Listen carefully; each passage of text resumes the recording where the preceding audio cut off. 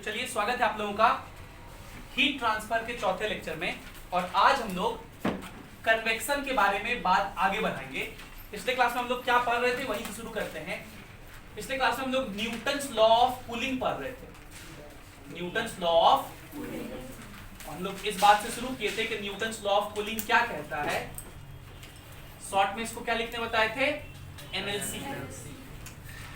तो Newton's law of cooling क्या कहता है कि जो रेट ऑफ कूलिंग है जिसको हम लोग minus d theta by d T से लिखते हैं वो होता है small k into theta minus theta S. और इस पे एक सवाल हम लोग किए थे और बोले थे कि एक सवाल आप लोग एनसीईआरटी का करके आएंगे। करके आए? अच्छा पहले इस टर्म को लिख देते हैं। इसको क्या बोलते थे हम लोग, rate of cooling. Rate of cooling या इसी को बोलते हैं rate of decrease of temperature. Rate of decrease of temperature. के तो कांस्टेंट है, बेनाम कांस्टेंट है। ध्यान देना है कि ये स्मॉल के है और ये सब थीटा लिखा हुआ है, अभी कहीं क्यू नहीं लिखा हुआ है। ये थीटा क्या है? थीटा है temperature of body. What is theta? Theta है बॉडी का टेम्परेचर, लेकिन बॉडी का टेम्परेचर चेंज होते रहता है हमेशा। तो कई बार कैलकुलेशन के लिए हम लोग क्या ले लेते हैं, एवरेज टेम्परेचर ऑफ बॉडी। क्या ले लेते हैं? ठीक है। और थीटा एस क्या है? Surrounding temperature. तो इस पे जो सवाल किए थे हम लोग, एक और एक सवाल होमवर्क में दिए थे, तो होमवर्क वाला सवाल अभी करवा देते हैं, एनसीईआरटी वाला। तो ये आप लोग एनसीईआरटी से लिख के लाए कोई दो क्वेश्चन देखना, वहीं से दे दो। क्वेश्चन जो एनसीईआरटी में है वो ऐसा है, वेरी बैड जो लोग नहीं किए हो, अगर आप होमवर्क चीजों को नहीं करेंगे तो फिर अपना सिलेक्शन को उम्मीद मत रखिए। फिर इस बात का उम्मीद मत रखिए कि नहीं आपका सिलेक्शन हो, दूसरे का काहे नहीं हो। तो क्वेश्चन ये है कि a body cools from 80 degree Celsius to 50 degree Celsius in 5 minutes. In 5 minutes, a body cools from 80 degree Celsius to 50 degree Celsius in 5 minutes. Calculate the time taken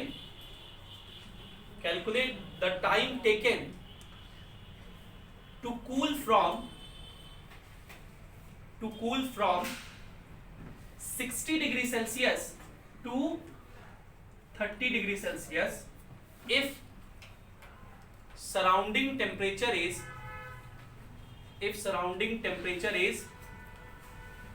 20 degree Celsius. अगर surrounding temperature कितना है, 20 degree Celsius है। देखिए हम लोग इसको ऐसे diagram बना के ही हमेशा बनाएंगे। पिछले क्लास में भी ऐसा सवाल किए थे। क्या लिखेंगे, पहले उस बॉडी का टेम्परेचर कितना है, 80, और 80 से वो कहां आ रहा है, 50 पर। और सराउंडिंग टेम्परेचर कितना है, 20 डिग्री सेल्सियस। इसमें कितना टाइम लग रहा है, T1 5 मिनट। तो हम लोग फॉर्मूला लिखेंगे। इस फॉर्मूले में कैसे कहते हैं, माइनस डी थीटा को क्या समझेंगे, decrease in temperature. Minus d theta को क्या समझेंगे, तो कितना टेम्परेचर घटा, 30 बाय dt मतलब कितना टाइम लगा, वो कितना है, T1। कितना टाइम लगा, T1, बाद में रख देंगे 5 मिनट। 30 बाय T1, ये स्मॉल के इंटू थीटा क्या बताए थे, एवरेज टेम्परेचर। तो 80 और 50 का एवरेज कितना होगा, 80 प्लस 50 कीजिए 130, उसका आधा 65। तो थीटा कितना ले लेंगे आप, 65 माइनस थीटा एस कितना है, जो कि 20। तो इसका मतलब पहला इक्वेशन क्या बनेगा हम लोग का, 30 बाई 31 इज इक्वल्स टू के इंटू 45। पहला इक्वेशन। दूसरे केस में क्या कह रहा है कि कैलकुलेट कीजिए कितना टाइम लगेगा to cool from 60 degree Celsius to 30 degree Celsius. मतलब कहां से कहां आ रहे हैं, 60 degree Celsius to 30 degree Celsius आ रहे हैं, तो बताइए कितना टाइम लगेगा T2। इस बार एवरेज क्या लिखोगे? 60 और 30 का 45 होता है एवरेज। सराउंडिंग टेम्परेचर तो वही है 20, तो इस बार इक्वेशन क्या लिखेंगे बताइए? कितना घटा? 30 ही घटा by time T2 is equals to K into theta, मतलब एवरेज टेम्परेचर 45 माइनस 25 डायरेक्ट लिख दें। ये दूसरा इक्वेशन, और इक्वेशन 1 में इक्वेशन 2 से डिवाइड कर दीजिए। Equation 1 divided by equation 2, divide करने आप लोग को आता है ना? लेफ्ट हैंड साइड को लेफ्ट हैंड साइड से डिवाइड करेंगे, तो क्या लिखेंगे? 30 bye T1 divided by 30 bye T2। और बचपन में पढ़े थे जब डिवाइड होता है तो उसको मल्टीप्लाई में करते हैं, तो ये T2 बाय 30 हो जाएगा। फिर करेंगे ये K इंटू 45 डिवाइडेड बाय ये, तो डिवाइड को नीचे भी लिख सकते हैं K इंटू 25। तो 30 से 30 कटा, K से K कटा, 5 × 45 25 25। ठीक है, तो यहां पे क्या होगा? T2 बाय T1 का वैल्यू हो गया 9/5, और T1 है 5 मिनट, ये 5 मिनट जाके मल्टीप्लाई हो 5 5 कट जाएगा, T2 कितना हो जाएगा? 9 मिनट। ये आंसर, ठीक है। ऐसे सवाल बहुत फेमस है, खूब धूमधाम से पूछा जाता है ऐसे सवाल, और ये सवाल सबसे इंपॉर्टेंट है। मतलब ये वाला सवाल जो है ये सबसे इंपॉर्टेंट है। हालांकि हम लोग आज बहुत सारा चर्चा करेंगे, लेकिन सबसे इंपॉर्टेंट बात जो न्यूटन्स लॉ ऑफ कूलिंग में, वो इस तरह का सवाल ही है। इसलिए मैंने 2 बार करा दिया इस तरह का सवाल, पिछले क्लास में भी करा दिया था, इस क्लास में भी करा दिया, क्योंकि आप प्रीवियस ईयर क्वेश्चन देखेंगे तो नीट और जेईई मेंस में खूब पूछे गए हैं ये सवाल। ठीक, तो क्या ये सवाल में अब श्योरिटी होगी कि ये सवाल आया तो एकदम छोड़ेंगे नहीं इसको? पक्का? चलिए इसको अच्छे से लिख लीजिए।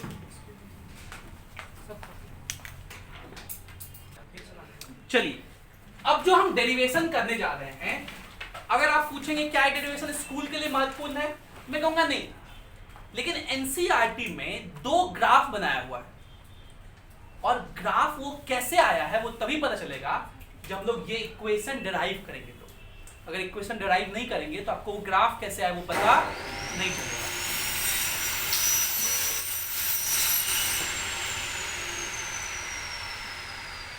न्यूटन्स लॉ ऑफ कूलिंग का 2 फॉर्म है। कितने फॉर्म है? 2। दोनों फॉर्म एक ही जैसा है, फॉर्म 1 एंड फॉर्म 2। फॉर्म 1 कहता है कि minus d theta by d t is equals to small k into theta minus theta s. यहां पे कहीं देखिए क्यू लिखा हुआ दिख रहा है आपको? सब जगह थीटा दिख रहा है ना? और इस वाले टर्म को हम लोग क्या पढ़ते हैं? Rate of cooling. Rate of cooling या rate of decrease in temperature. Rate of decrease in temperature. जो दूसरा फॉर्म है वो कहता है कि minus d q by d t, आपको ये क्यू दिख रहा है, इज इक्वल्स टू कैपिटल के into theta minus theta s. ये न्यूटन्स लॉ ऑफ कूलिंग का ही एक दूसरा फॉर्म है।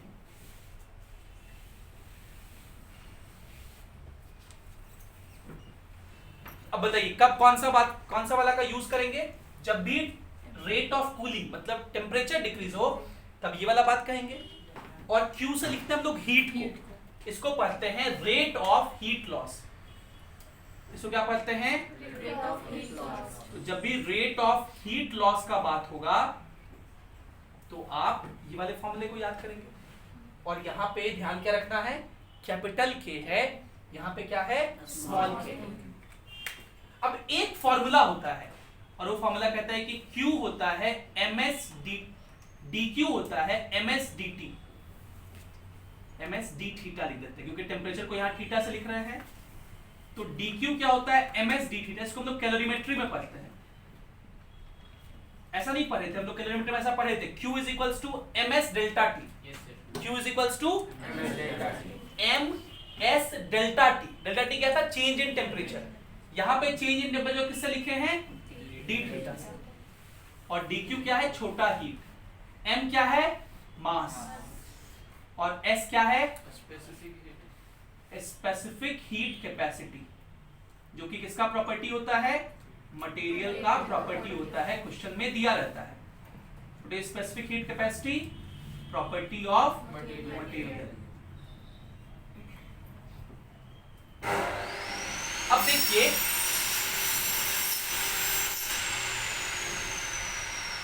जब भी वो आवाज करेगा तो मैं चुप हो जाऊंगा। अब देखिए लिखा हुआ minus d q by d T. तो एक काम कर देते हैं, यहां पे ये माइनस लिखा हुआ है, डी क्यू को क्या लिख दें? M s d theta by d t is equals to capital के इंटू थीटा माइनस, और ये वाले एम एस को उधर भेज दीजिए।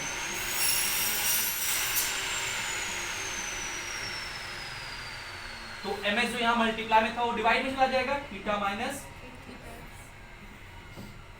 इसको हम लोग कहेंगे minus d theta by d t. इस वाले टर्म को हम लोग स्मॉल के पढ़ेंगे। देखिए ये जो सेकंड फॉर्म है ये भी किसके जैसा आ गया? फर्स्ट फॉर्म के जैसा। और इससे हम लोग क्या पता चला? स्मॉल के और कैपिटल के में रिलेशन क्या है। देयरफॉर स्मॉल के को हम लोग क्या लिखते हैं? कैपिटल के बाय एम एस। एम क्या है? मास, और एस क्या है? Specific heat capacity. ठीक है,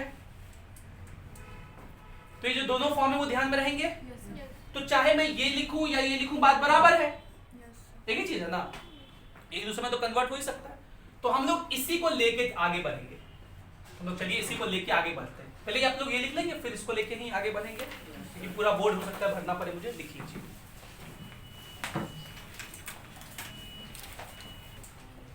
हम लोग इस वाले रिलेशन पे थोड़ा डिटेल में चर्चा करते हैं कि जो minus d theta by d t is equals to small k into theta minus theta s था।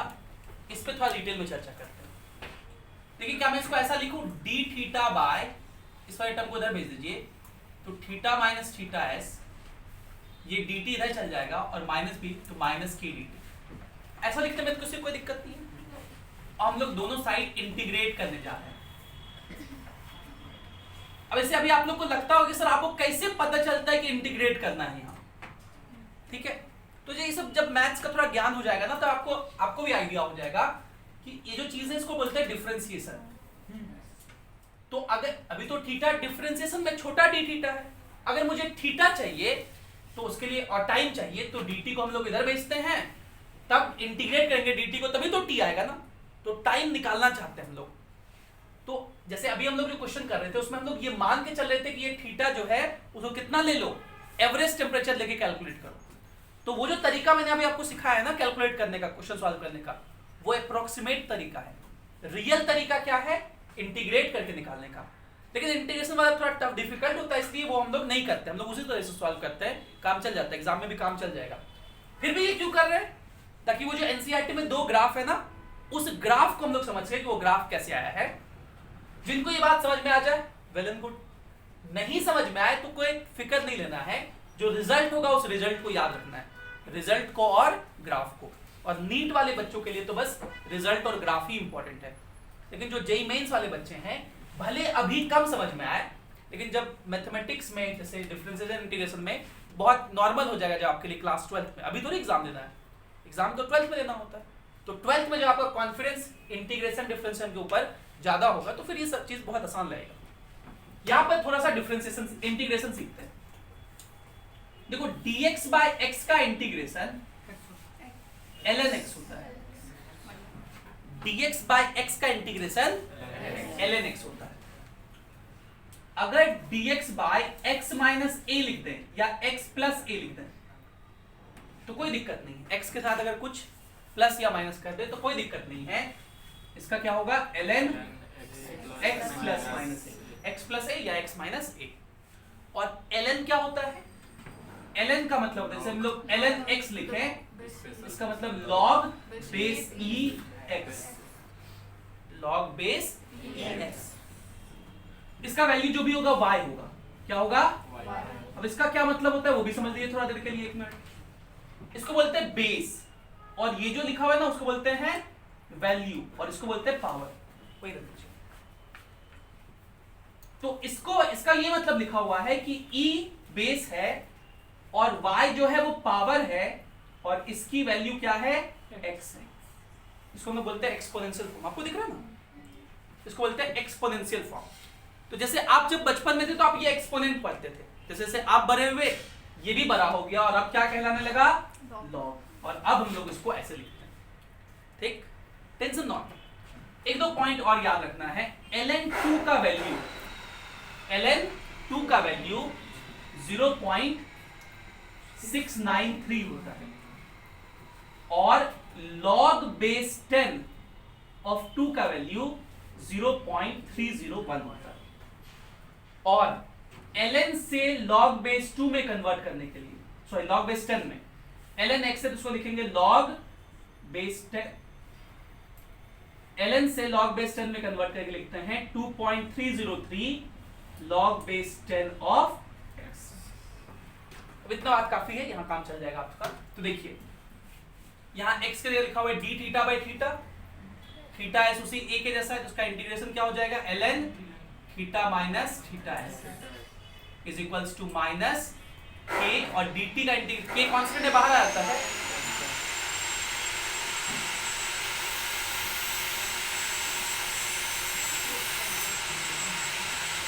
k क्या है? कांस्टेंट। कांस्टेंट इंटीग्रेशन के बाहर आ जाता है, तो k बाहर आ जाएगा, बचेगा dt, और dt का इंटीग्रेशन होता है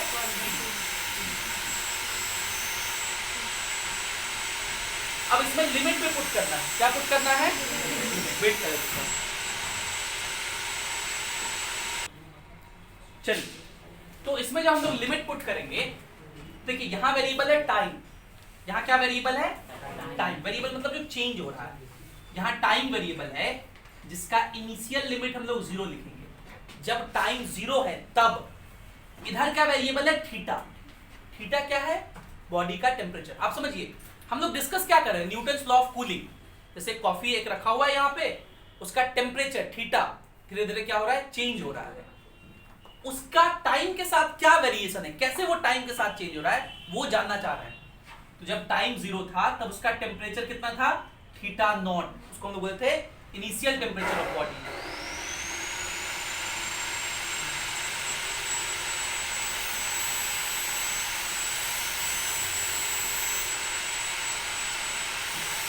थीटा नॉट क्या है? Initial temperature of body.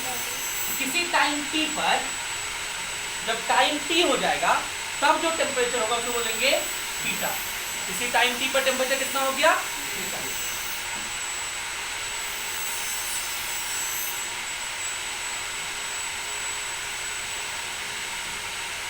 अब लिमिट पुट करने का तरीका होता है कि पहले अपर लिमिट पुट करते हैं, फिर माइनस लोअर लिमिट पुट करते हैं।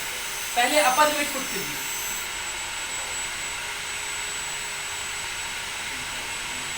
थीटा की जगह थीटा ही पुट करना है, यही रह जाएगा माइनस। थीटा की जगह थीटा नॉट पुट करना है, माइनस के। टी की जगह टी पुट करके यही रह जाएगा। ठीक है,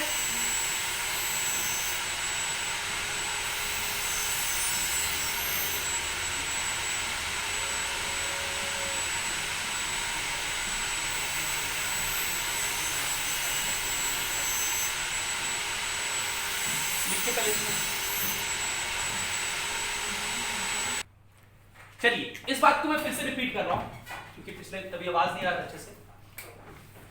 हम लोग पढ़ रहे हैं न्यूटन्स लॉ ऑफ कूलिंग, जो ये क्या कहता है कि minus d theta by d t is small k into theta minus theta s. यहां से हम लोग आगे चल रहे थे। हम लोग क्या करेंगे, इस वाले टर्म को इधर भेज देंगे, तो क्या लिखेंगे? Minus d theta by theta minus theta s is equals to k d t. इस माइनस को भी उधर भेज दीजिए, तो क्या लिखेंगे? D theta by theta minus theta s is equals to minus k d T.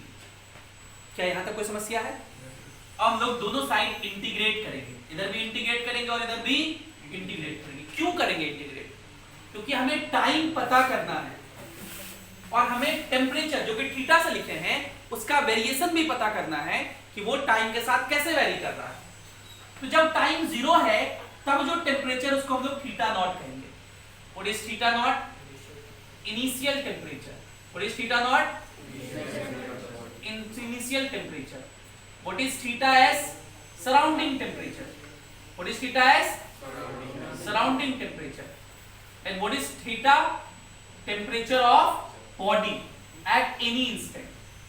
Temperature of body at किसी भी इंस्टेंट पे टेम्परेचर जो कि वेरी कर रहा है, टाइम के हर वैल्यू के साथ क्या हो रहा है?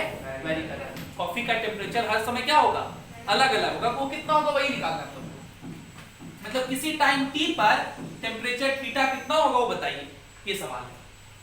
हम लोग जानते हैं d थीटा बाय थीटा का इंटीग्रेशन क्या होता है? ln theta minus theta s लिख देते हैं और इसमें लिमिट कहां से कहां लिखेंगे? थीटा नॉट से थीटा तक, माइनस के बाहर, dt का इंटीग्रेशन कितना हो गया? t, 0 से t लिमिट लिखेंगे। पहले अपर लिमिट थीटा पुट करिए तो क्या हो जाएगा? ln theta minus theta s, फिर माइनस लोअर लिमिट पुट करेंगे तो ln theta naught minus theta s। पहले हम लोग अपर लिमिट पुट करते हैं, थीटा की जगह थीटा ही पुट करेंगे तो यही वाला टर्म रह जाएगा। फिर लिखते हैं माइनस और वापस से थीटा की जगह थीटा नॉट पुट करेंगे, ये वाला टर्म ऐसा हो जाएगा इज इक्वल्स टू माइनस के। t की जगह पहले t पुट करेंगे तो t ही रह जाएगा, फिर माइनस k और t की जगह 0 पुट करेंगे तो 0 हो जाएगा, उसको जोड़ दीजिए।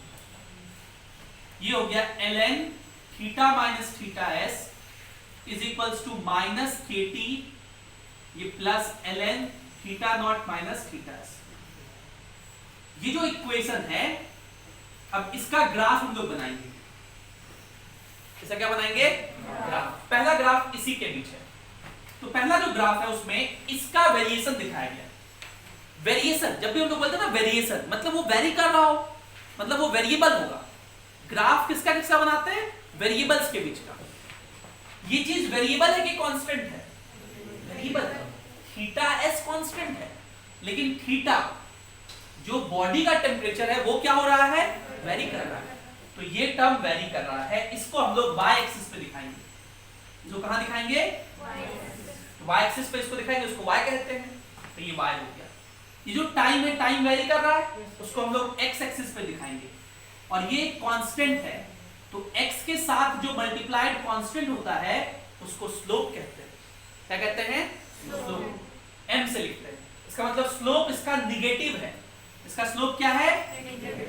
ये क्या डिनोट करता है? स्लोप पॉजिटिव हो तो ऐसा स्ट्रेट लाइन बनाते हैं, स्लोप नेगेटिव हो तो ऐसा स्ट्रेट लाइन बनाते हैं। स्लोप के पॉजिटिव नेगेटिव होने से स्ट्रेट लाइन का नेचर चेंज करता है। स्लोप पॉजिटिव ऐसा स्ट्रेट लाइन, स्लोप नेगेटिव ऐसा स्ट्रेट लाइन। ये जो टर्म है ln theta naught minus theta s, इसको हम लोग बोलते हैं कांस्टेंट। क्योंकि देखिए थीटा नॉट क्या है? इनिशियल टेम्परेचर, वो तो कांस्टेंट होगा। थीटा s क्या है? सराउंडिंग टेम्परेचर, वो भी कांस्टेंट होगा। भाई कॉफी कितना टेम्परेचर बनाए हैं इनिशियली रिकॉर्ड तो किए होंगे, तो इनिशियल टेम्परेचर तो फिक्स होगा, ये फिक्स होगा। इसको हम लोग बोलते हैं c से लिखते हैं और इसको बोलते हैं y इंटरसेप्ट। c को क्या बोलते हैं? y इंटरसेप्ट का मतलब y एक्सिस को जहां कट करेगा। ठीक है, समझिए ध्यान से। y is equals to mx plus c जो है वो स्ट्रेट लाइन का ग्राफ होता है। किसका ग्राफ होता है? देखिए इसका ग्राफ अगर बनाएंगे हम लोग, इसके किसके बीच ग्राफ है? तो y एक्सिस जहां पर क्या लिखा हुआ है? ln theta minus theta s, उसका हम लोग ग्राफ बना रहे हैं x एक्सिस जिस पर क्या लिखा हुआ है? टाइम, उसके साथ। तो ये graph y is equals to mx के जैसा है जिसका स्लोप नेगेटिव है, मतलब ऐसा ग्राफ। तो ये ग्राफ ऐसा बनेगा।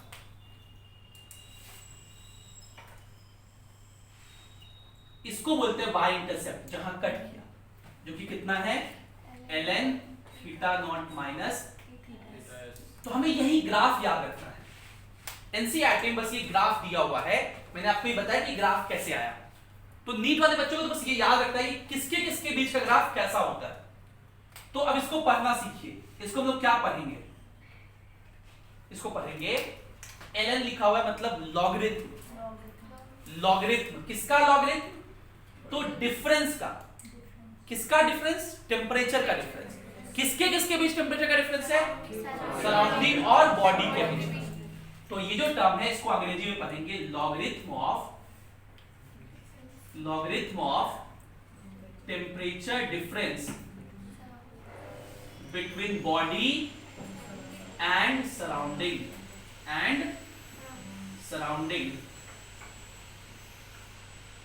Versus time. इन दोनों के बीच का ग्राफ है, और ये ग्राफ कैसा होता है? स्ट्रेट लाइन होता है, और स्लोप कैसा होता है? नेगेटिव। इसका स्लोप किसके बराबर होता है? माइनस स्मॉल के बराबर, नेगेटिव स्लोप होता है। तो अगर आपसे कोई पूछे कि वो जो स्मॉल के है उसका वैल्यू कैसे निकालोगे, तो इस तरह निकालेंगे, ये वाला ग्राफ बनाएंगे, और इसका जो स्लोप होगा वो माइनस के बराबर होगा। तो कल को ऐसा भी सवाल पूछ सकता है कि इसको ऐसे मिला देगा, इसका एंगल दे देगा, तो स्लोप निकाल लेंगे। स्लोप होता है tan थीटा, उससे एंगल निकाल के के निकाल लेंगे। एक बात तो ये बताना था मुझे। दूसरी बात, इस इक्वेशन को आगे बढ़ाते हैं। इस इक्वेशन को हम लोग वापस से यहां लिख रहे हैं, ln theta minus theta S minus ln theta naught minus theta S. तो ये लिखा हुआ है ln a minus ln b। तो लॉग की प्रॉपर्टी होती है कि ln a minus ln b ln a by b होता है। इसको हम लोग लिख सकते हैं ln theta minus theta S by theta naught minus theta S, और इसका फॉर्मूला क्या लिखेंगे? Minus T.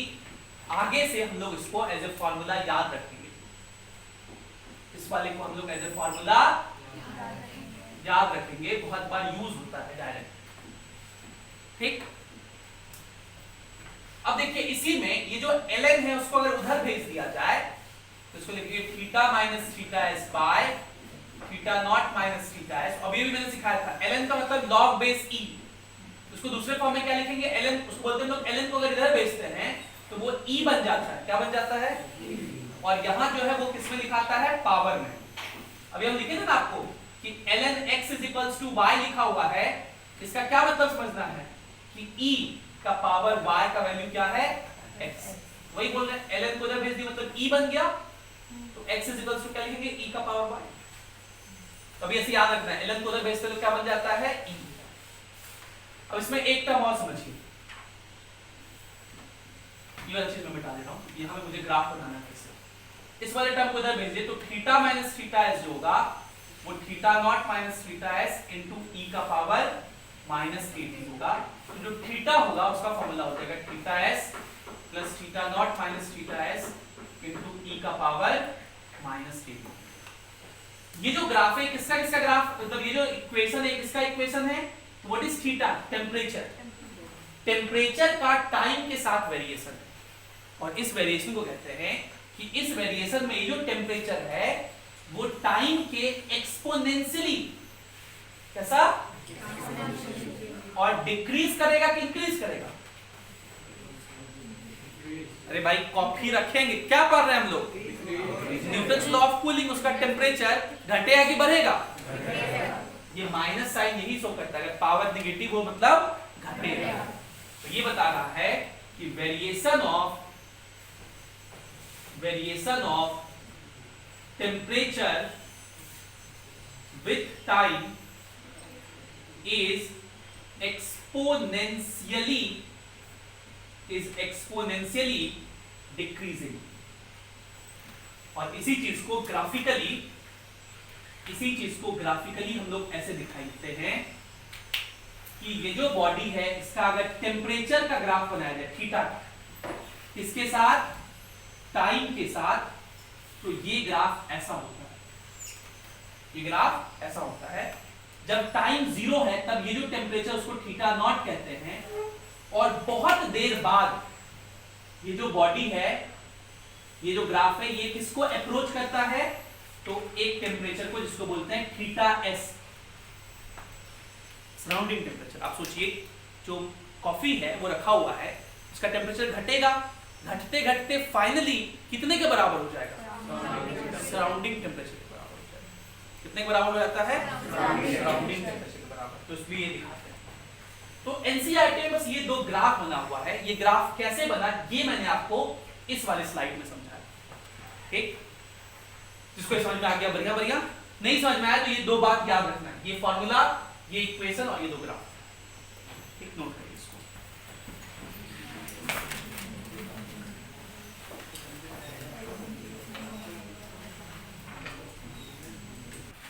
अब देखिए हमारे काम लायक क्या है, ये वाला फॉर्मूला हमारे काम लायक क्या है, ये वाला फॉर्मूला। इस फॉर्मूले पे हम लोग सवाल करेंगे। अब देखो पहला सवाल जो हम करने जा रहे हैं, ये सवाल बहुत अच्छा है। इस सवाल का रिजल्ट याद रखना है और रिजल्ट याद रखने का मैं ट्रिक भी बताऊंगा, और ये ट्रिक सिर्फ एक जगह नहीं, और मैंने ये जो इक्वेशन सॉल्व किए ना, ये फॉर्मूला सिर्फ एक जगह नहीं, पूरे फिजिक्स और केमिस्ट्री मिलाकर के 3 जगह यूज पड़ेगा। ये सारे चीज का ट्रिक 3 जगह यूज होगा। तो आज दिक्कत क्या है कि आज आप पहली बार सीख रहे हो, पहली बार हम ही को सिखाना पड़ता है। फिर केमिस्ट्री वाले फैकल्टी आपको सेम चीज, एक टॉपिक है केमिकल काइनेटिक्स, वहां पढ़ाएंगे। सेम चीज कहां पढ़ाएंगे, केमिकल काइनेटिक्स। फिर रेडियो एक्टिविटी में यही चीज मिलेगा, केमिस्ट्री वाले फैकल्टी पढ़ाएंगे। फिजिक्स वाले फैकल्टी भी क्लास 12th में या तो हम ही पढ़ाएंगे तो हम ही ये पढ़ाएंगे, या कोई और सर पढ़ाएंगे तो वो वाले सर ये न्यूक्लियर फिजिक्स पढ़ाएंगे। प्रणव सर अगर पढ़ाए तो प्रणव सर पढ़ाएंगे, हम पढ़ाए तो हम ही ये पढ़ाएंगे, ठीक है। तो ये चीज बहुत बार मिलता है, और जो ट्रिक मैं बताया जा रहा हूं वो ट्रिक हर जगह वैलिड होगा, ठीक। ये ट्रिक किसी बुक में नहीं लिखा हुआ है, फिर वही इवॉल्व कॉन्सेप्ट है जो कि थ्रू आउट हर टीचर अपना इवॉल्व करता है। जैसे क्वेश्चन क्या है, ये क्वेश्चन एचसी वर्मा में है, तो पहले मैं क्वेश्चन को पूरा बकायदा सॉल्व करके दिखाऊंगा और फिर मैं ट्रिक से एक लाइन में सॉल्व करके दिखा दूंगा। क्वेश्चन है कि एक बॉडी है, अ बॉडी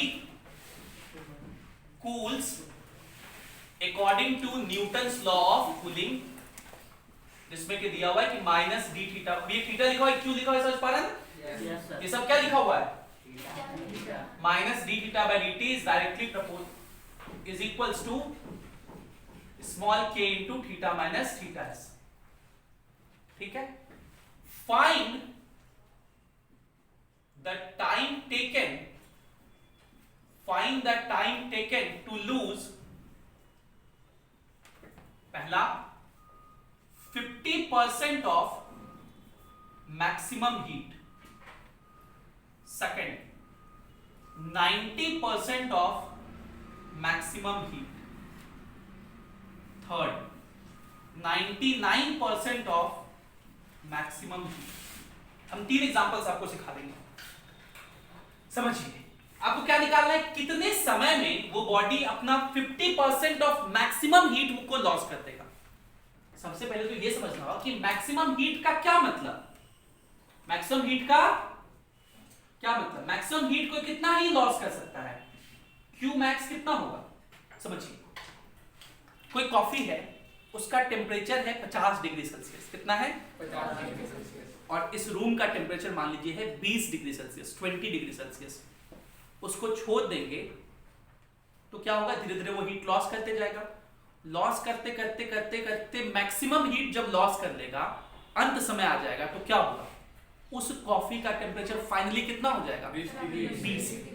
तो मैक्सिमम हीट वो कब लॉस करेगा, जब उस बॉडी का फाइनल टेम्परेचर सराउंडिंग के बराबर हो जाएगा। और उसका फॉर्मूला क्या लिखेंगे, हीट का फॉर्मूला होता है ms into mass into specific heat into change in temperature, ms delta T. Formula क्या होता है, ms डेल्टा टी, तो उसका मास m, स्पेसिफिक हीट s, और डेल्टा टी क्या लिखेंगे, इनिशियल टेम्परेचर था theta naught minus finally temperature कितना हो गया, इसको बोलते हैं Q मैक्स। और इतना लॉस होने में थ्योरेटिकली इनफाइनाइट टाइम लगता है, मैक्सिमम हीट लॉस होने में थ्योरेटिकली कितना टाइम लगता है, इनफाइनाइट टाइम। प्रैक्टिकली ऐसा नहीं होता है, लेकिन थ्योरेटिकली जो हम डिस्कस करते हैं उसमें इनफाइनाइट टाइम होता है। इनफाइनाइट जो वर्ड है ना, इसको देख के ये नहीं, इनफाइनाइट का मतलब बहुत लार्ज होता है। इन्फिनिटी और जीरो एक रिलेटिव टर्म है। इन्फिनिटी और जीरो क्या है, जैसे ये जो मार्कर है इसका लेंथ इनफाइनाइट है in comparison to mass of an atom. किसी एटम के मास के रिस्पेक्ट में इस मार्कर का मास इनफाइनाइट है।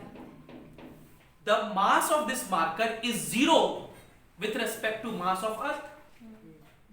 सेम चीज इन्फिनिटी भी है, सेम चीज जीरो भी है। तो आप ये मत सोचिए कि इनफाइनाइट जब हम बोल रहे हैं तो आपको लगेगा सर इनफाइनाइट तो बहुत लार्ज संख्या होता है, कैसे बोल रहे हैं कि इनफाइनाइट टाइम लगेगा ठंडा होने में, 5 मिनट में ठंडा हो जाएगा। तो 5 मिनट को इनफाइनाइट बोल सकते हैं क्या? बिल्कुल बोल सकते हैं। 5 minute is infinite with respect to a very low temperature, sorry very low time, बहुत कम टाइम जो होगा उसके रेस्पेक्ट में वो टाइम क्या है, and that time is very less in comparison to 1 year, एक साल कंपेरिजन में बहुत कम है। सेम चीज इनफाइनाइट या वो हो सकता है। तो हम लोग क्या बोलते हैं, मैक्सिमम हीट जो लॉस कर सकता है वो ये होता है Q max। इसको हम लोग क्या बोलते हैं, maximum heat that the body can lose, that the body can. आज के लेक्चर का ये सब पॉइंट बहुत महत्वपूर्ण है, इसको सॉल्व करना हर बच्चे के बस का बात नहीं होता है। आप ये सीख रहे हैं उसमें बहुत सहेज के सीखिए, एक बार दो बार, जिसको एक बार में ना समझ में आए वो समझना कि आप में बेसिक बहुत कमजोर है, एक बार में चीजें नहीं समझ पाते हैं। मैं पूरा उम्मीद कर रहा हूं कि आराम से धीरे धीरे करके हर बच्चे को समझा सकूं। ये सब चीज बहुत महत्वपूर्ण है, बहुत ज्यादा इंपॉर्टेंट है, खास करके जो जेईई एडवांस के प्रिपरेशन में है उनके लिए तो ये बहुत महत्वपूर्ण रखता है। नीट जेईई मेंस वाले के लिए कम है, ट्रिक से काम चल जाएगा उनका, लेकिन कॉन्सेप्चुअली समझ पाना बहुत मायने रखता है। तो मैक्सिमम हीट जो लॉस कर सकता है वो इतना है। क्वेश्चन ये नहीं पूछ रहा कि मैक्सिमम हीट लॉस करने में कितना टाइम लगेगा, वो तो थियोरेटिकली इनफाइनाइट होगा। क्वेश्चन ये कह रहा है कितने टाइम में वो कितना हीट लॉस कर देगा, 50%, मतलब इसका आधा वो हीट लॉस कर रहा है। तो हम लोग पहला क्वेश्चन सॉल्व कर रहे हैं, पहला पार्ट सॉल्व कर रहे हैं। पहला पार्ट में कहेंगे जो हीट है वो कितने के बराबर है, मैक्सिमम हीट का आधा है। 50% मतलब क्या होता है, आधा, 50/100 ऑफ Q max। अब अभी हमने आपको बताया कि मैक्सिमम हीट का मतलब हीट का क्या फॉर्मूला होता है, ms delta t। Delta t लिखेंगे theta naught minus theta s, नहीं जब समझिए, जब ये बॉडी मैक्सिमम हीट लॉस करेगा तब ना उसका फाइनल टेम्परेचर सराउंडिंग के टेम्परेचर के बराबर होगा। जब वो आधा ही हीट लॉस किया होगा तब जो उसका टेम्परेचर होगा, क्या वो सराउंडिंग टेम्परेचर होगा, नहीं, उस टेम्परेचर को थीटा कहेंगे। समझिए फिर से, क्वेश्चन आपसे ये पूछ रहा है कि देखिए एक कप चाय है या कॉफी है, उसका इनिशियल टेम्परेचर 50 डिग्री सेल्सियस है, सराउंडिंग टेम्परेचर 20 डिग्री सेल्सियस है। जब वो कूल हो रहा है 50 से अगर वो 20 आ जाता है तो अपना सारा का सारा मैक्सिमम हीट लॉस कर दिया, 50 से 20 आ गया। इसमें टाइम थ्योरेटिकली इनफाइनाइट होता है, और इनफाइनाइट का मतलब ये नहीं बहुत लार्ज, कुछ भी हो सकता है वो टाइम। क्वेश्चन ये पूछ रहा है कि जब ये हीट लॉस कर रहा था तो इस 50 से वहां तक जब वो अपना मैक्सिमम हीट का आधा लॉस कर चुका है वो वाला टेम्परेचर कितना होगा, ठीक है, उस टेम्परेचर तक पहुंचने में कितना समय लगा। तो वो टेम्परेचर 20 थोड़ी होगा, जब 20 पे पहुंच गया तो पूरा ही हीट लॉस कर दिया, आपका मैक्सिमम हीट का आधा ही लॉस किया अभी, तो वो टेम्परेचर हम लोग थीटा माने।